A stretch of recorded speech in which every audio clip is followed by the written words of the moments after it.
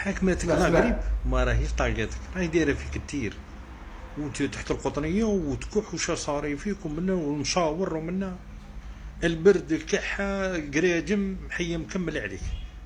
اروح عندي اروح نعطيك وصفه ما شاء الله تبارك الله. تبع معي. السلام عليكم خاوتي حبابي ناسي، مرحبا بكم، يعطيكم الصحة. اخوكم محمد علي، طب البديل تذهب بالاعشاب. اروح نعطيك وصفة ما شاء الله تاع لاقريب اللي تهني راسك.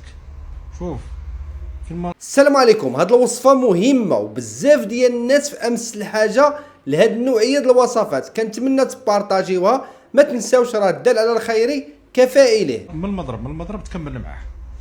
تبع معايا. شوف جيب كاس شو دير فيه؟ دير فيه مغرف كبيرة تاع عسل، زيد معاها مغرف كبيرة تاع خل التفاح. لهنا راك معايا ليشان. تبع معايا مليح. بعد اللي دير مغرف كبيرة تاع عسل ومغرف كبيرة تاع الخل، ياك خل التفاح، اقدر نص حبة تاع ليمون عصرها في داك الكاس، زيد لها نص مغرف صغيرة تاع قرفة ورشة صغيرة مطحونة ورشة صغيرة تاع قرنفل مطحون، غير تما على راس المغرف الصغيرة، وخلط. زيد عليها المحامي، خلط مليح، خلط تقعد تسكر، خلط مليح. في النهار اضرب داك الكاس، عندك كاس واحد على 3 ايام.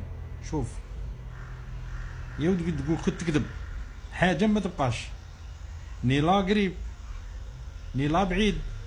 يعطيكم الصحة، ربي يحفظكم، بارك الله فيكم خاوتي، والله يشافي كل واحد ان شاء الله، وربي يحفظكم بارك الله. وما تنساش الحفظ والبارطاج، واعطي لخاوتك خاطر المومو تاع لا غريب هذا هو، ربي يحفظكم بارك الله فيكم والسلام.